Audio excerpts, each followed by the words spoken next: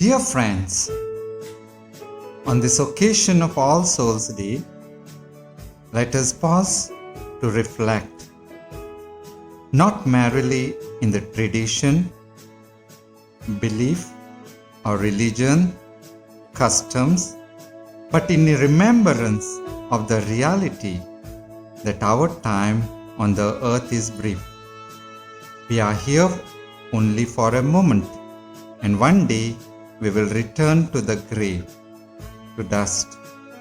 Before that day comes, and before we are also remembered as the souls by others, let us live life that brings glory and honor to our Creator.